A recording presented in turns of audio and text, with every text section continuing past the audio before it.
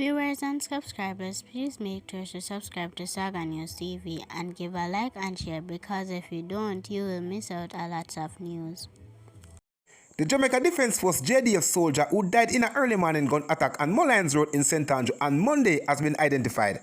The deceased army man is 26 years old, Private Fernando Wayne Dixon, of a Greater Portmore St. Catherine address. 4 others were injured in the incident, in which 2 suspects also died.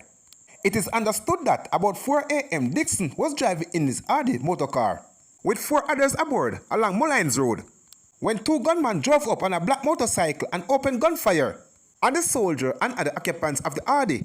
The police said the soldier then used his vehicle to hit the man from the motorcycle, killing them on the spot. Private Dixon and the 4 passengers of the vehicle were rushed to hospital where he died and the other admitted. The 2 suspects remain unidentified. They were both clad in full black clothes. Detectives from the Clarendon Police Division have laid housebreaking in and larceny, warehouse 2 counts, and conspiracy to housebreaking in and larceny charge against 2 men following a development at a warehouse in Tollgate, Clarendon between Friday, December 6th and Saturday, December 28, 2024. Charge are Damian Carter, otherwise called Anthony, a security guard of Tollgate, Clarendon. 47 years old, Exival Simit, otherwise called Patrick, a mechanic of Armans District, Manchester. Reports from the Forepass police are that Carter, who was a security guard at a warehouse, allegedly conspired with Simit and stole a total of 420 motor car rims that value $4 million. Both men were arrested and later charged after being positively identified, said the police in a media release. Their court date is being finalized. A fitness plea hearing is to be held on April 20, 2025 for Shamaya Green, the St. James woman who is charged with the 2023 murder of her daughter, 5 months old, Destin Brown. An order was made on Friday by High Court Judge Justice Judith Pusey when the case was mentioned in the St. James Circuit Court.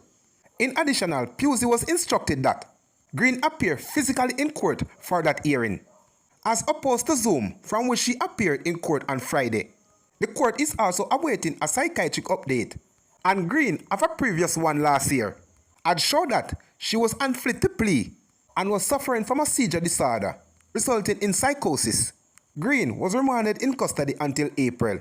Allegations are that about 5:35 p.m. on December 6, 2023, Green was at home with her common-law husband and other family members when she wanted to have a conversation about her relationship with her spouse, but he deferred the talk for later that evening. A police report at the time said Green became enraged and left the room, taking the baby with her.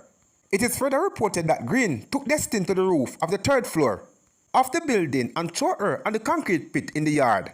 The police were alerted and Destin were taken to hospital, where she died while being treated.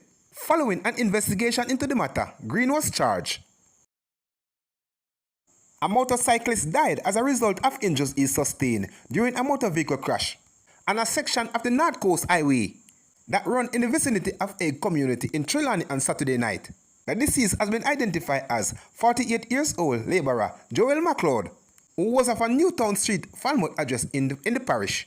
Reports are that McLeod was driving a motorcycle on the highway when it collided with a Nissan motorcar traveling in the opposite direction. McLeod was thrown from the bike and sustained fatal injuries. It became the 2nd road fatalities in the parish since the start of this year. Saturday night accident come on the heels of January 20 crash involving a truck and a motor car on the Cooper Spin Main Road, which claimed the life of Kemar Brown, a 32 years old contractor of Highgate St. Mary.